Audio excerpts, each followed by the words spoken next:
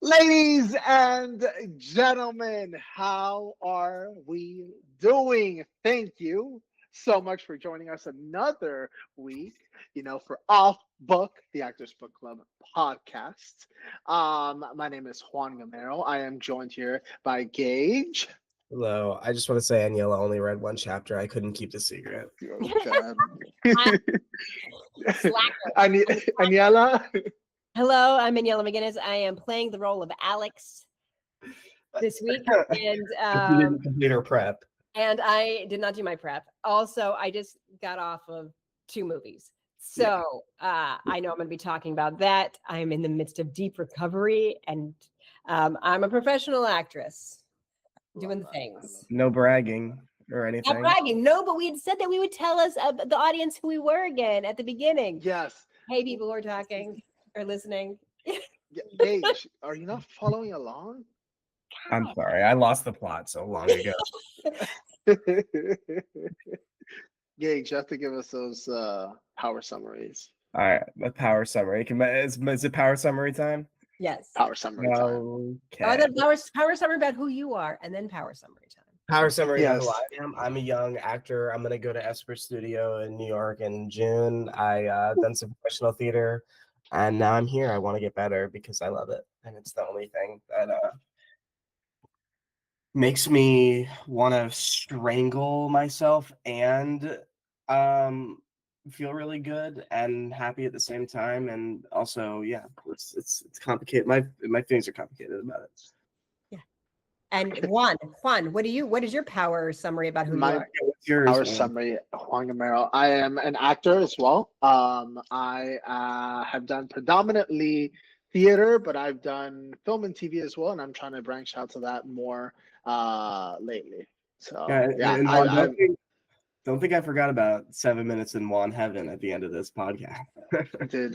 And yeah, you weren't here for I this, was but hoping. because Juan likes to be silent. We've decided to have a segment called 7 Minutes in Juan Heaven, where the last Okay, 7 minutes he just I'm talks. excited for this. Yeah. There we Okay. go. Boy, before I'm done, I've pursued the craft in New York. I've pursued the craft in Florida. I've done a lot of I've done more film and TV in New York than I did theater, which is a little bit counterproductive. But there we are. But here we are, and now I'm ready for the power summaries of the actual Of the chapters. chapters. Okay. Chapter 11, titled Periods and Styles. Okay. So Asper starts by talking about the classics. He names like at least 40 different classic playwrights. And then he says that many actors approach the classics wrong, getting seduced by the words and the mannerisms of the time. Then he says that there's 2 important elements to playing the classics, which is period and style. Period, he defines as the time in which a piece takes place, characterized by unique characteristics. For example, the 80s with disco kind of livelier music. I don't know. It has. I love that this kid wasn't even born in the 80s. The 80s, which would be Reagan era. We have a extreme push towards capitalism. We have oil crisis and a major economic issues. Exactly. So the characteristics that are unique to one period. Then Esper gives a super detailed history lesson about Western theater. Then there is a style, which is defined for him as every good writer has like a style with how they use language. But a cool thing he said after that was that the second way to look at style is to just put the word life in front of it and to mean lifestyle. So Esper says that you have to research the history of the place before you start to figure out like how they were living. He says the strangest elements of a lifestyle can boil down to an as if, for example, holding a dictator's shoes or holding a toilet for them or whatever, something that would seem outlandish to us could be boiled down using a particularization. Bill then says that one of the best ways to learn about a time period is second. Do you guys hear that? Okay, Bill says one of the best ways to learn about a time period is through its dances. He says not to prepare a thesis, just to understand its customs. And later in the office, Bill talks about language, praises its importance, and the need for it to be trained. Then we're in chapter 12, which is periods in style and practice. Again, the large majority of this chapter is just a discussion. So John and Cheryl struggle with a play called Overruled by Shaw. Who just joined? It's Alex. Hey, What's up, Alex? nothing much. Just wanted to stop Crazy. by and say hi. I just got to for the auditions. It's not for a little while, and I was like, "Oh, hey, let me say hi." Oh, that's awesome. Alex currently You look auditioning. great. We're recording, Alex. Thank you. Say what? We're recording, homie. I know. I see it. Timer. Oh, there you go. There you go. You say hello. Say hello to your fans, dog. Nobody. Aniela's playing you, but she didn't do the prep. Yeah. That's fair. She's been through a lot this weekend, so. No, I know. Alrighty, Okay. I love y'all. Just wanted to stop by and say hi. I love you. Love too. you. Break a leg, break a leg, break a leg. Like, you're gonna, Thank you, you're gonna thank you, actually thank kill it, you. bro. Seriously. Thank you Kill so it, much. kill it. Love you guys. Bye. Okay, so chapter 12, periods in style and practice, is largely a discussion chapter about two different scenes. So John and Cheryl are struggling with a play called Overruled by Shaw, was his last name. Then Bill mentions like a character's silhouette many times, saying like, if you're going to costume a character, it's more important to get their silhouette than the details of what they had. Bill takes a theatrical approach to some of the classics, like telling stories about how great acting can sometimes impede the style of a play, which he actually talks directly, references Glengarry, Glen Ross in that. And then Amber and Trevor break the play into beats that they are performing, which I can't remember what it is right now, but I remember the context. They break their play into beats with Esper's direction and prop and costume and mannerisms. Then after the adjustments, they do the scene and it turns out excellent. The narrator makes that point.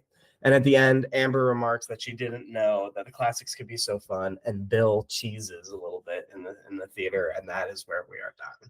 That is our summary. Cool. I like it. I'm grabbing my book. Phenomenal summaries. Yeah. Phenomenal summaries. Thank you. I don't even need to read the net though. I don't even need That's to what I'm read saying. No, you don't even. Honestly, Aniela, to be completely fair, you don't need to read it, because I would say about 90% of the chapter's readings Was were history. very in-depth history textbooks. So even just like, Yeah. I read the first chapter, period and styles. I just didn't read period and styles in practice. well, we're saying periods and styles in practice is that too. Oh, okay. It's a deep dive into history. Yeah. So, but I think that he was doing that to illustrate sort of the detail that he wants you to go in, and I think that's where, because I think that can come off as super repetitive and kind of like yawn, boring. I'm not trying to read this, especially because it is such an, like he says, an overview of the history. Like he's not actually trying to teach it to you in an interesting way. I think he was doing it actually to illustrate. This has got to be your level of familiarity with your time period. Okay, here's what I found from at least the chapter that I did read. Yeah. I went to college for theater. I had to do theater history. I found it so boring. I didn't realize why. I needed this theater history for the most part. I was also 20. And his description made me go, oh, that's why you need theater history. That's the value of it. And I think that's what I love about Esper in general, is all these things that I have done in the past, I didn't understand why we were doing them. And so I didn't actually invest the fullest level that I could have into them because I didn't know the why. Esper really helps nail down the why of so much of theater or acting training that makes me now want to do it. Yeah, I would completely agree. And if you had to put it into a sentence, maybe anybody, like, what do you think that why is that I think he puts it in one of his quotes more clearly than he does in the chapter. But like, what do you think that's in one sentence? What is his why? Why should you learn the theater history? Because when you were doing, especially a classic play, it allows you to again understand the period and style so Mhm. that you can then understand the context of what these characters that you are playing are living in, and then live truly and fully in that context. Right. And once you can do that, then God, now you're back to being enjoyable and free, but authentic to the piece. Yeah. Yeah, when he spoke about I mean it really like landed for me that little part when he talks about mixing it in like when you're making mayonnaise.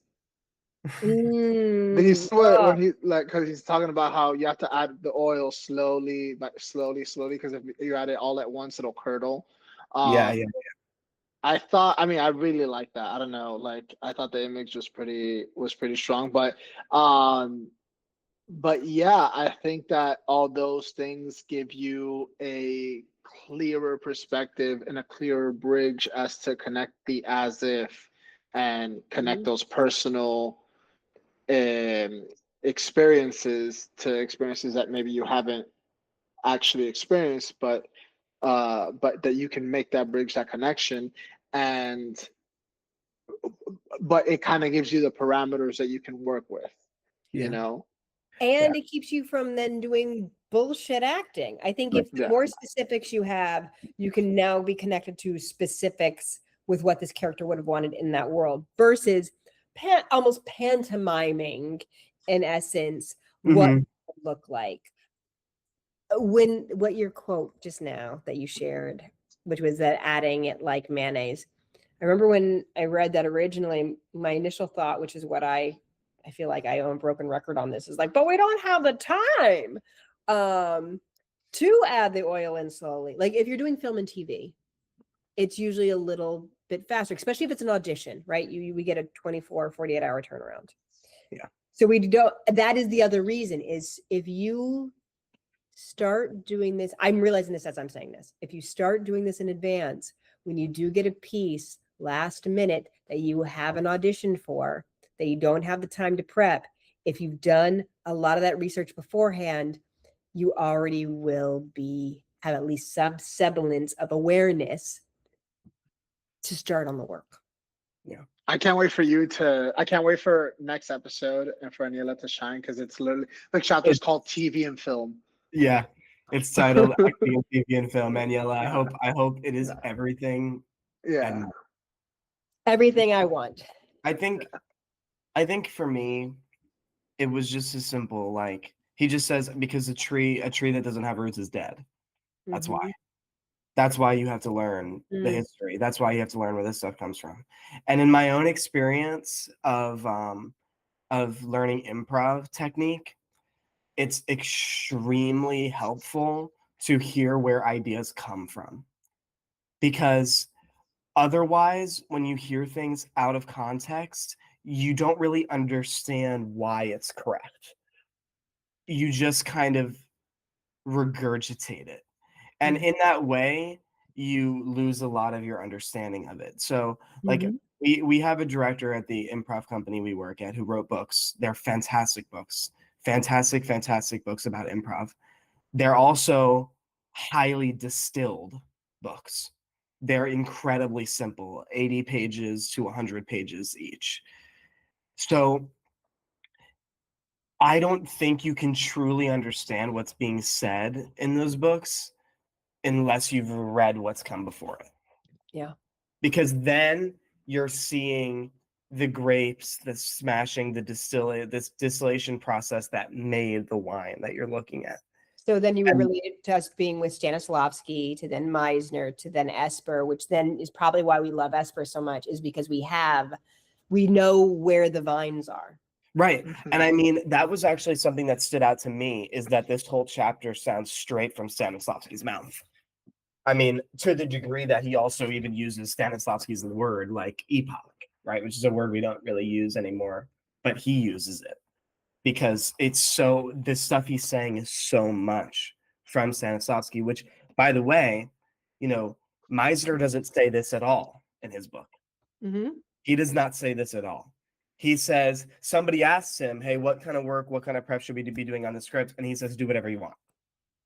That's not the primary concern of this class. That's what he says. Do whatever you want. He says it needs to be done, but how you do it doesn't matter to me. Which is, again, why we're reading the roots. What we are.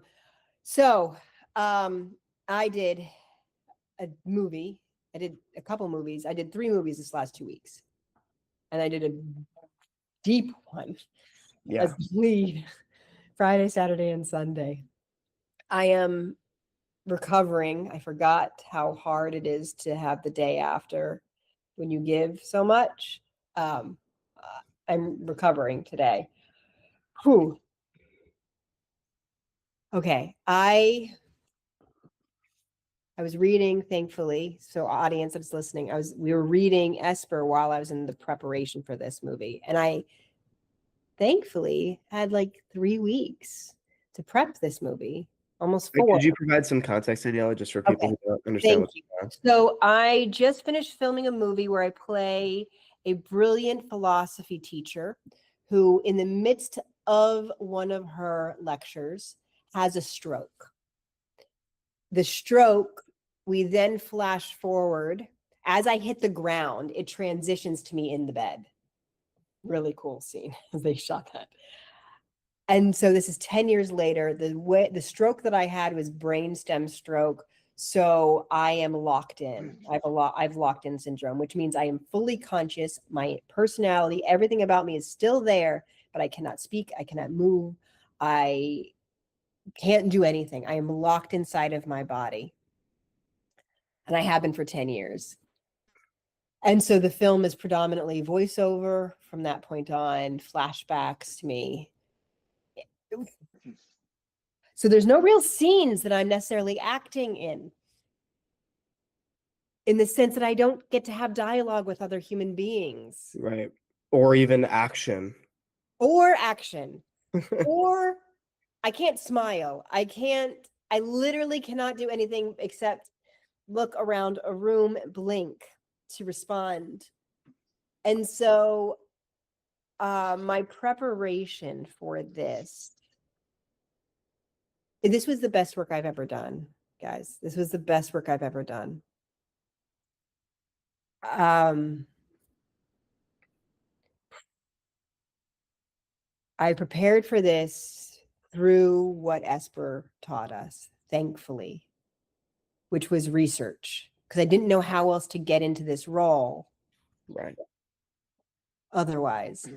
And so the research that I did was I worked backwards I found a couple books from people who were locked in, who wrote their book while locked in using special computers, or one guy through just a blinking where he blinked letter by letter the entire book. Jesus Christ. And so I listened to those books.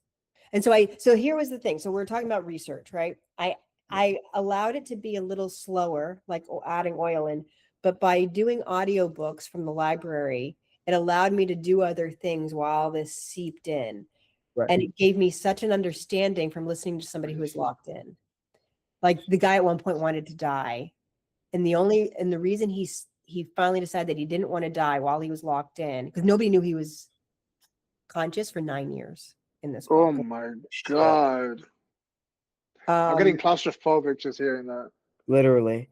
And you know what? And just before you keep going, Daniela, I think it's important to say Esper would have called what you're doing right now your point of entry, right, into this character. And I think it's important to keep looking at it through his lens, since Thank you.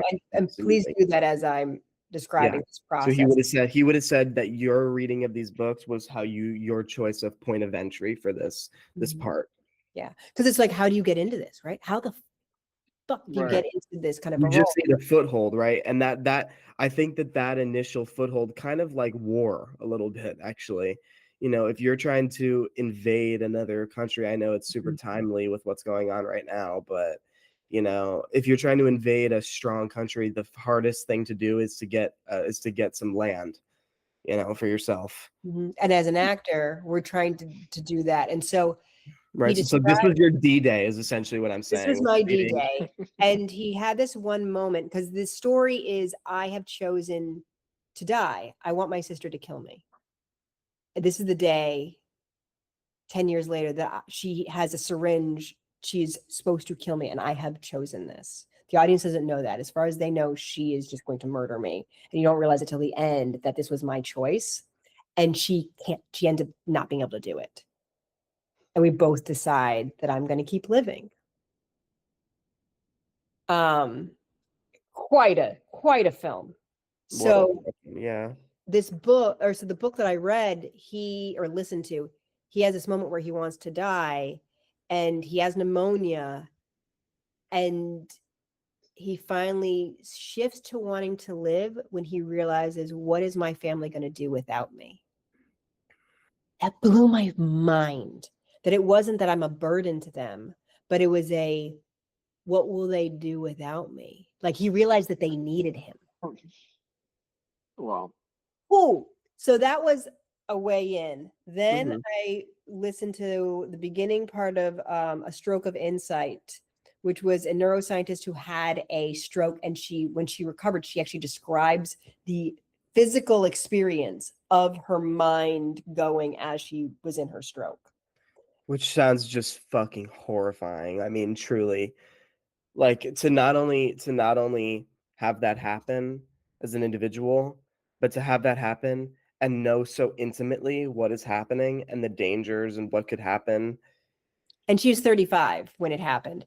And so she writes this incredible, and I knew that this book existed. So I then listened to that. I then also talked to people who had strokes so I could have their experience of, like, I learned what it was like for them to have strokes. Once I did that research, I shifted into the pre-life, and I started listening to a book on philosophy from the beginning of time till present day. And every time there was, and I read a lot of philosophy prior to this, so it wasn't my first entrance into philosophy, but I would bookmark anything that matched the script, that like really tied into the script. And then this was the key. So this is what I also wanted to bring in. I then used AI to help the experience. Because sometimes, like, okay, how do we use this? We can't deny that this is here. I took from the philosophy portion that fit into the script, I took a notebook LM, which creates a private notebook. Anyone who's doesn't know what Google's notebook LM is. And then I was like, okay, I want you to pull sources for existentialism, Viktor Frankl, Nietzsche, Sartre. I'm always have a hard French word. Yeah, French words. Anyways, French names. And then I put the script into it. And I had it and then I debated back and forth within Notebook LM, and I had to create a podcast for me of beginners doing a seminar and a debate for beginner philosophy. And I had two different versions, one that was 15 minutes and one that was 45. And then I took from that to help write, because I had to improvise so the director had told me he wanted me to, beyond the words that I was going to be saying, I needed to improvise a lecture on philosophy for the extras that were there for the moment I have the stroke. And he wanted to be able to have sound that he could use, so the things I said had to actually be about philosophy. And once I get there, and he didn't decide to script that. No, and he did not come up with a script for it. And so he was like, okay, and so we started filming this on Friday, and he was like, I was like, how long? And he's like, 10 minutes. So I now had a 10-minute philosophy lecture to give for an audience, improvised. And you did. I did 16 minutes, and the crew was crying by the end. Wow. As I did it on the meaning of life and finding meaning in one's own life, and tying in Viktor Frankl and Descartes and Nietzsche and Sartre and Heidegger. And the director was like, oh my God, like, I have so much to use. Yeah, anyway, so it was fucking Esper. I never would have done this level of research until I read these books, and it it helped me understand a role that I didn't know how to get into. Right. And to tie it to the chapters we have right now Mhm. is that he actually directly says to treat period and style the same way. Mm-hmm. Right. And you know what? There is a point in there that I actually really wanted to talk about. And like this to me is the true meat of the chapter, right? Because like we can talk about, I mean, of course the story is that was beautiful, Anya, and I'm so excited to see it. You know, and but in the chapter there's there's no but. This is just a completely separate thought. I just wanted to make sure you knew that I thought that was awesome. Completely. Thank you. Yes, we're all good. This is a completely separate thought. Because and I only segue because the chapter says that you should treat period and style the same way, like a physical impediment practice. Mhm. The things that I found the most interesting about this chapter is Esper's direct willingness to be so theatrical, and to the point where the girl Amber in her class is actually shaking her head like, how is this real anymore? How is this true? Or the story he tells about the playwright, I can't remember who his name was, like, because there were so many names he dropped in this, right? But he has a playwright who gives his part to an extremely famous actor, well-trained British actor. By the way, he shits on the British so much in this So fucking hard. Bro, So he hates the Royal Shakespeare Company. yeah, so Bro. like so much, which is so funny. Because I think they're almost universally praised, and he is just goes in on them. Okay, so he tells the story of this famous British actor who gets this part to play in some famous playwright's play. The playwright goes and sees it and says that it's awful because he's acting too well, right? In the story, the actor had this might have been in the second chapter. I know. yeah, that's why I'm listening. That's why I'm intrigued. Please keep telling me Right. the story. He says that in the story, the guy climbs up like a drain pipe or something to flirt with a woman, to flirt with some mistress that he has. A whole cartoon scene, basically, of nonsense that happens. And when the actor played it, he was panting and real and giving the monologue and doing the whole thing. And the guy who wrote it says says to him, I mean, your acting is fantastic here, but it wasn't right because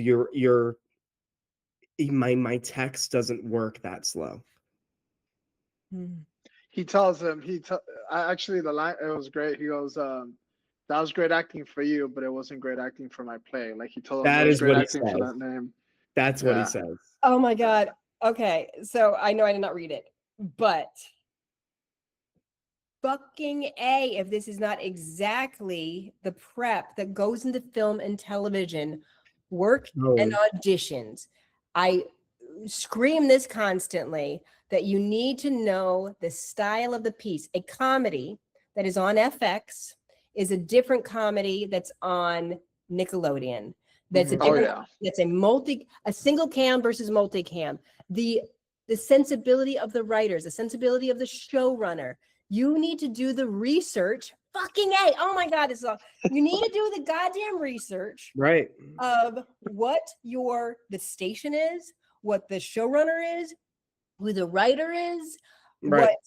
what the style that they, a West Wing is very different than 24, which is very different than like. Yeah, a single cam comedy is different than a multicam comedy, which is different than a multicam comedy that's based on a 50s comedy. It's all different. And I think that is the true meat of the chapter, because it's like this. If you were Scott Pilgrim versus the World, I think is like one of the best horror movies Edgar Wright ever did. Okay, Scott Pilgrim versus the World, it's excellent. Excellent movie. Have you guys seen it? I Yeah. have, I don't remember it well enough. Okay. I remember it enough. I wasn't amazed by it. The movie is ridiculous. Okay. And Cillian Murphy would suck in it. Yeah. Cillian Murphy, I love him. I love him. And you know what? He might be able to adjust to do the things that he would need to do for that. Maybe. But I'm saying Cillian Murphy in any role I've ever seen him in doing anything similar would absolutely blow in Scott Pilgrim vs. the World. And it's not the movie's problem. It's a style problem. It's having a trumpet. It's like he says earlier, of like, why, I think it might've been Stanislavski though, who said this, where it's like, why, if you can make your human voice sound like a trumpet, that's a cool trick, but use a fucking trumpet.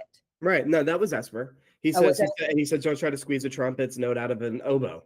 Yeah. Yeah. And so that's what that is, which is also really comforting as an actor, knowing, okay, I didn't get cast for this, because truly you're not right for the genre. Maybe.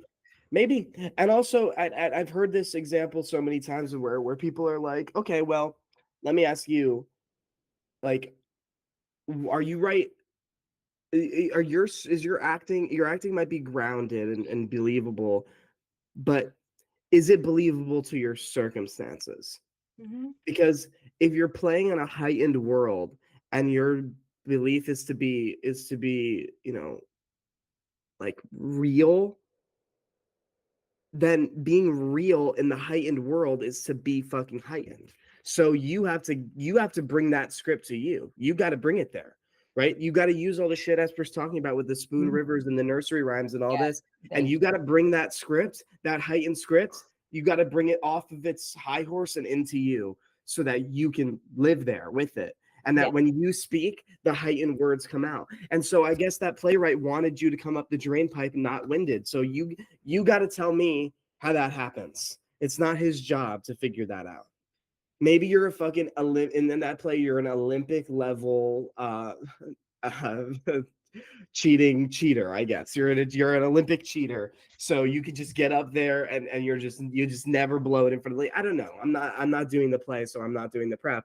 But my point is, you know, that to me is the real meat of this chapter is, and then it brings back to it's a one sentence he drops in this chapter, but it blows everything into, or it pulls everything together. And he says, it all goes back to your sense of truth, which is what Stanislavski called it. But I think Esper calls it proportion, right? Which is, he defines it as like your measure of something that's true. Right? You guys get what I'm saying? Right. It's your measure of how true something is. But there's like the heightenedness of like a Friends episode. They feel authentic, truthful in their performances, and would not fit the amount of auditions. Like I've done a bunch of casting director workshops and stuff like that, and lots of very good actors. Like we'll get to like watch the performance and they're like, wow, that would have been great as a single cam, but you missed who the creator was of this show. Right. And so that's what we wouldn't even send that along to the producer. You wouldn't even get that beautiful audition that's really good, wouldn't even get forwarded to the producer to even allow you to have a chance to have, like, you know, for the role. And so many auditions are wasted because people don't understand style. Right. They don't even get what they're, and this is where I think like I need to expand my mind, is because I'm kind of a hypocrite in this matter, or maybe unintentionally. And so reading this chapter, and I can see that, is because the first thing I think is, well, multicam is shitty acting. I know you've said that, but that isn't true, because it's great acting for what they're doing. If you can act believable on a multicam, for a multicam's proportion and sense of truth, that's impressive.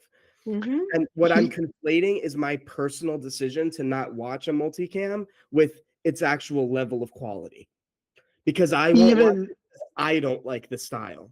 But I would never say that about Scott Pilgrim vs. the World or any of the film noirs that I like that are heavily stylized. That's what I'm saying. Or Wes Anderson movies that are heavily stylized, right?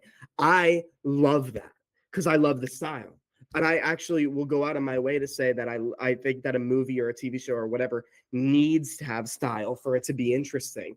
So at what point you got to have your cake and eat it too, right? If this is just a style that I don't like, but I can't call it shitty acting. What if it isn't? What if that's totally great? How do I know soap operas are bad acting? They resurrect people in that shit. Well, how would I react? I have no fucking idea. My mom used to watch Young and the Restless when I was young, and every day I'd come in there, and she'd be watching Young and the Restless, and a character I watched get murdered 1 week ago would be on the screen again doing some conniving bullshit, claiming to be the twin brother of this other guy who mysteriously got separated at the womb, but it turns out this guy's still alive, and it's fucking crazy. So who am I to sit here and say that they're acting that poorly? That's probably the greatest that's probably the best reaction anyone's ever had to that situation. Right? Like, imagine the as ifs and the parts and the particularizations and all the beautiful craft stuff that gets you the deep grounded acting can also get you that. And I like that. So in the right context, I like that. Juan. He even says something along the lines of he's like, any and all, it's not the direct quote, but it says any and all acting can be great acting. Soaps, commercials, it's like he lists all of it as long as it's grounded in the truth. Right. And so, and then he says, how do you do that? You follow the process. That's what he says. He says, you know why so many people make mistakes on the classics is because they stop doing the fucking work.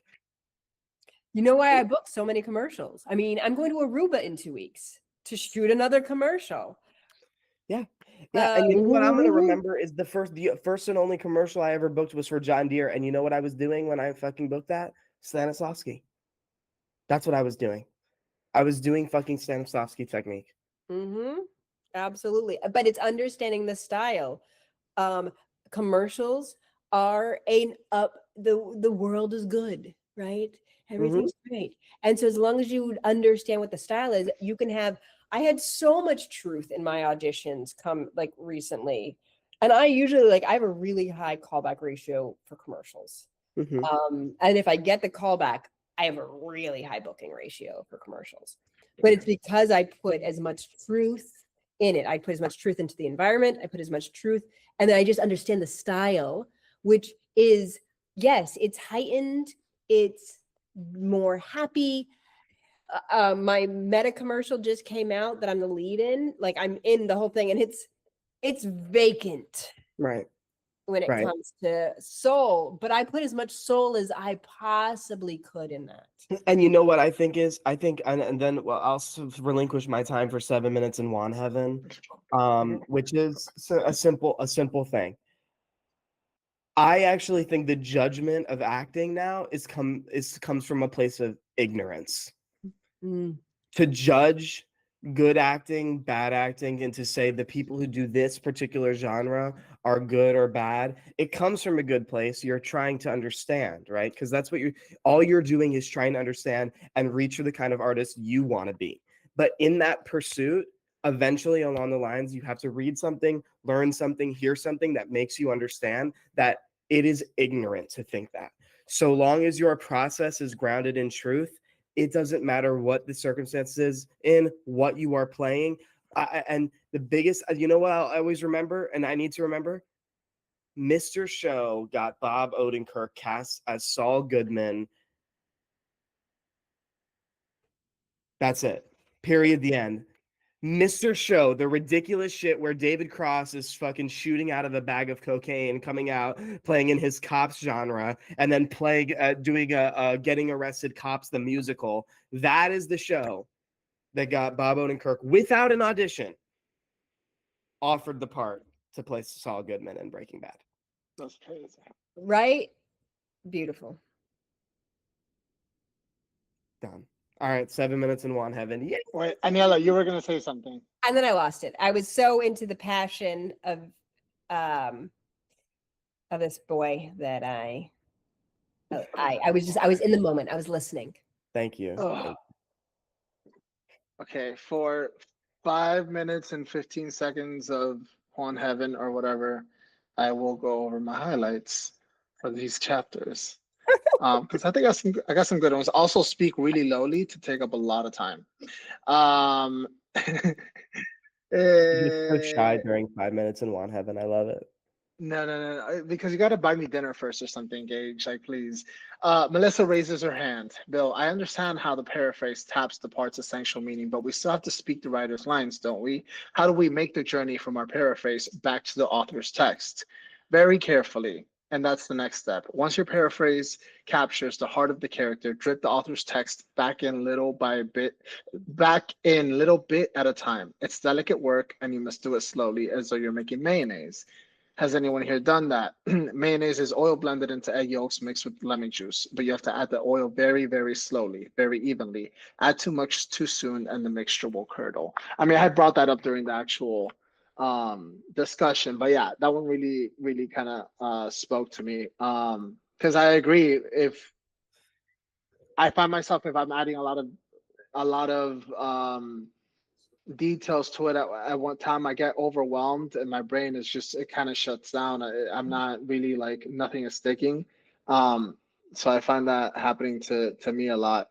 Also, uh I'll, besides the highlights, I did want to ask, or I guess dive into what you guys think about when you start overthinking and doubting certain pieces that you've already had for a while. We were speaking about this very briefly before we started filming, but we have like unified auditions coming up soon. And this last season, or the last time that I went, as of right now, I'd be doing the same monologue, and this monologue has historically been my bread and butter and brought me work. But I was underwhelmed with the response that I got last time at these auditions, and I didn't get cast as much as I would have liked. And you start, you know, trying to look at, what could have been the reason, and which is it's a dangerous game to play, because as an actor, sometimes you see that little meme that's not even a meme, but it's like a fake ad for a game that doesn't exist, but it's like a guy that's like, he's like trying to get to a diamond, and then the diamond is right there and he turns away. Of Well, course I have. Yes. yeah. Well, don't That's click on it, 'cause the don't stop gambling, because right. 99% of gamblers quit before they hit their jackpot. Exactly. So I don't know if it's like, oh no, like this. I mean, I know I do good work with this monologue. Otherwise, I don't think I've ever would have gotten anything that I've gotten. I wouldn't have gotten cast in anything. But um, but then you start thinking like, okay, am I growing out of it? And the original monologue I have